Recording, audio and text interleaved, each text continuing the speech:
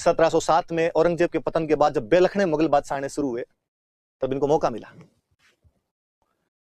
1717 में इनको पता चला कि मुगल बादशाह फर्रुखसियर इंटेलिजेंट कितने अंग्रेज। जब हम कहते हैं कि उन लोगों ने देश पर शासन कैसे कर लिया तो हमें उनकी बुद्धिमत्ता की भी दाद देनी पड़ेगी कि यार आखिर इतने बुद्धिमान लोग शासन नहीं करते तो कौन करता। वाकई वो इसके हकदार तो थे। फर्रुखसियर अपने भारत का मुगल बादशाह बना हुआ, सैयद बंधुओं की मदद से बना हुआ एक मुगल बादशाह जो कि असहाय निर्बल अयोग्य व्यक्ति था। पता चला कि उसके फोड़ा हो गया है, फुंसी। भारत उस समय इस स्थिति के अंदर था कि फोड़े और फुंसियों का इलाज भी होता नहीं था। हल्दी के कई दिन पाटे करने पड़ते थे, तब धीरे धीरे उसके अंदर जो मवाद हुआ करती थी वो सूखती थी। जबकि अंग्रेजों के तब तक नए मेडिकल के आविष्कार हो चुके थे, उनको पता था यदि फोड़ा वोड़ा आ जाए तो करना क्या है, कैंची लो और कैंची से काट दो जाके। कांटा चुभता इतना दर्द होता है, इंजेक्शन लगता इतना दर्द होता है। अंग्रेजों ने कहा ये वाला मामला ठीक।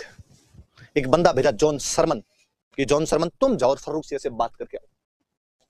कितने इंटेलिजेंट लोग। फर्रुखसियर से मिलने के लिए जॉन सरमन आया। वो जो डेलीगेशन आया उसके साथ में डॉक्टर लाए, डॉक्टर हैमिल्टन।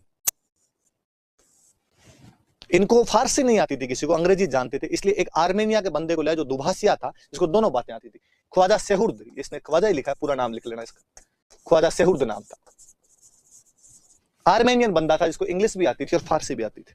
इन दोनों को लेके आगे दरबार में बाहर आए और आके कहा कि हमें मुगल बादशाह से मिलना है। अंदर समाचार भिजवाए गए कि बादशाह फर्रुखसियर आपसे मिलने के लिए कुछ गोरे हैं, मिलना चाहते। बादशाह ने कहा दिमाग खराब है, उनका दे खड़ा ही नहीं हुआ जाता मेरे से। खड़ा छोड़ो, एक साइड में करवट लेके पड़ा रहना पड़ता है, इतनी गलत जगह पे फोड़ा हो गया है, मत करवट नहीं बदल सकता।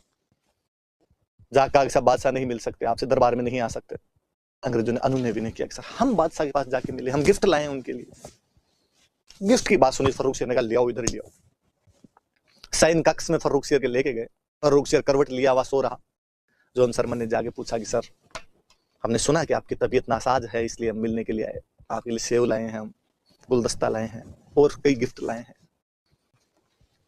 वैसे सर क्या बीमारी हुई आपके? फर्रुखसियर ने कहा पूछो ही मत, बताने जैसी नहीं। कुछ जगह पे फोड़ा हो गया है, ना उठते बने, ना बैठते बने, ना सोते बने। सर हमारे साथ एक डॉक्टर है ये विलियम हैमिल्टन, ये ठीक कर देगा अभी आपका।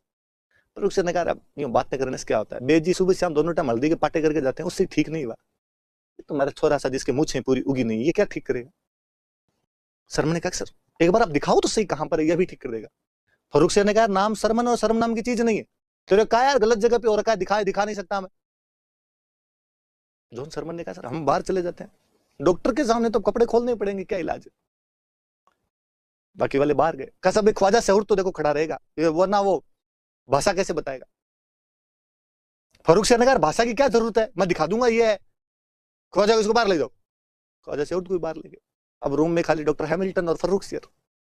फर्रुखसियर ने पजामा सर का आगे बताया सर। हैमिल्टन ने देखा, हैमिल्टन ने कहा सर ये तो अभी 2 मिनट में इलाज कर दे। क्या बात करते उसने कहा। कैंची ली उसने हाथ में, फर्रुखसियर को डर लिया, कैंची ली तो अरे कैंची मत, अरे सर ने कैंची टच नहीं करा, ये तो मैंने यूं ही ली है।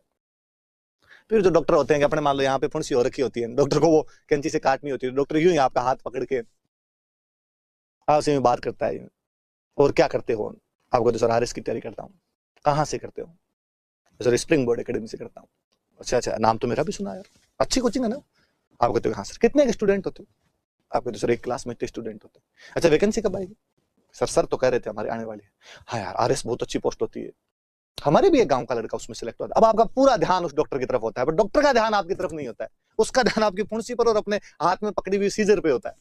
और अचानक आपको बातों के अंदर लगा कट कर देता है। एक बार तो यूं धड़ से मार दिया, डॉक्टर बस हो गया।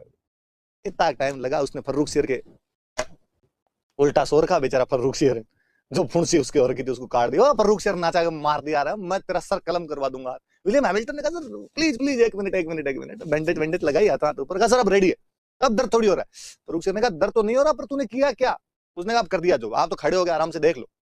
फर्रुखसियर खड़ा हुआ, साहब हाथ ऊपर नीचे करके कैसे देखो, कोई दर्द महसूस नहीं। उसने कहा वाह यार क्या किया, मैं बैठ के देख सकता हूँ आराम से, पक्का यूं बैठूंगा तो दर्द तो नहीं। उसने कहा बैठ के देख, और धीरे धीरे बैठा, कोई दर्द नहीं।